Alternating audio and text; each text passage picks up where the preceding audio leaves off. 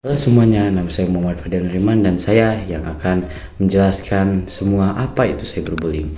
Di era serba digital seperti sekarang, hampir semua orang aktif di dunia maya, dari media sosial, forum, sampai game online. Tetapi, sayangnya, gak semua orang menggunakan teknologi dengan bijak.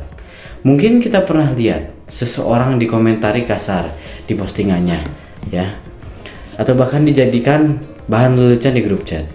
Ada yang dikata-katain karena penampilannya bisa dicontohkan, cara ngomongnya mungkin, atau bahkan cuma karena berbeda pendapat.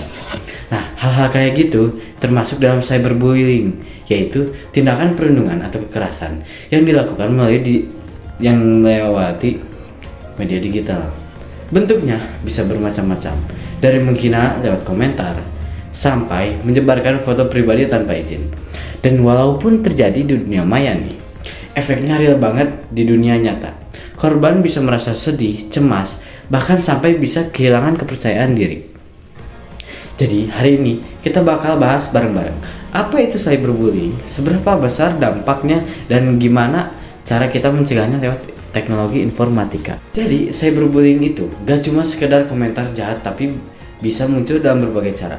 Yang pertama adalah flaming. Ini biasanya terjadi di kolom komentar atau forum online, di mana seorang marah-marah atau memaki orang lain secara terbuka. Kedua, harassment, yaitu pengiriman pesan bertubi-tubi yang isinya hinaan atau ancaman. Kadang pelaku pakai akun palsu biar susah dilacak. Ketiga, outing nih, yaitu menyebarkan rahasia atau foto pribadi secara tanpa izin. Ini sering banget bikin korban malu dan stres berat. Keempat, ada juga yang namanya impersonation, di mana pelaku pura-pura jadi orang lain untuk menjatuhkan reputasi seseorangnya. Misalnya, bikin akun palsu pakai nama dan foto korban. Contoh nyata, banyak remaja di Indonesia yang mengalami cyberbullying lewat komentar body shaming di TikTok atau diunggah ke grup gosip online. Berdasarkan survei Kominfo tahun 2024, sekitar 60% mengalami bentuk cyberbullying, tapi sebagian besar memilih diam karena takut dibilang lebay atau cari perhatian. Padahal, setiap tindakan kecil bisa berdampak besar buat korban. Maka dari itu, penting banget buat kita tahu bentuk-bentuknya supaya bisa lebih peka dan nggak ikut-ikutan menyebarkan kebencian. Kita oper ke Salaman. Buat sebagian orang, komentar jahat di internet mungkin kelihatan sepele, cuma kata-kata, tapi buat korban, itu bisa jadi luka yang gak kelihatan. Banyak korban cyberbullying merasa cemas, takut, dan kehilangan rasa percaya diri. Mereka mulai menjauh dari teman-temannya, berhenti posting, bahkan menutup semua akun media sosial. Secara psikologis, cyberbullying bisa memicu stres berat, insomnia, hingga depresi. Dalam beberapa kasus ekstrim, korban bahkan bisa berpikir untuk mengakhiri hidupnya karena nggak tahan dengan tekanan yang datang lewat dunia maya. Dan yang lebih parah, dampaknya nggak berhenti di korban aja. Keluarga, teman, bahkan lingkungan sekitar juga ikut ngerasain kesedihannya. Jadi penting banget buat kita sadar bahwa kata-kata di internet bisa lebih tajam dari pisau. Sebelum ngetik sesuatu, tanya diri sendiri dulu, kalau aku yang dikatain begini, gimana rasanya? Karena dari hal kecil itu, kita bisa mulai menghentikan rantai perundungan digital. Nah, setelah kita memahami berapa seriusnya dampak cyberbullying, sekarang aku akan membahas cara-cara mencegahnya, terutama dengan bantuan teknologi.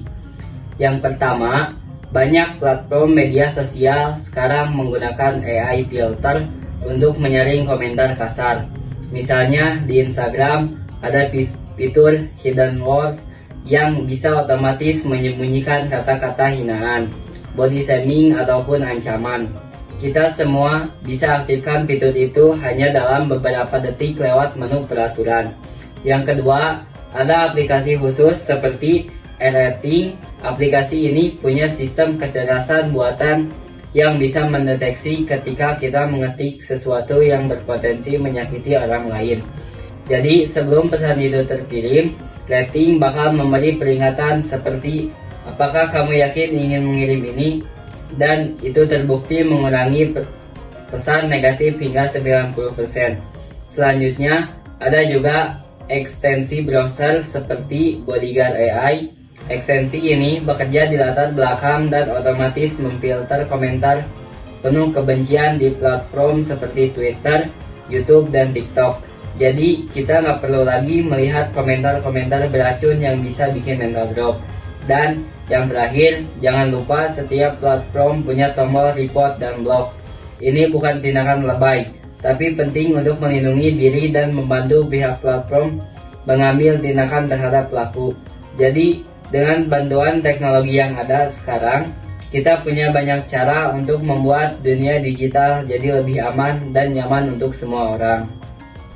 Terima kasih. Sebagai penutup, ada satu hal penting yang perlu kita ingat. Dunia digital adalah cermin diri kita.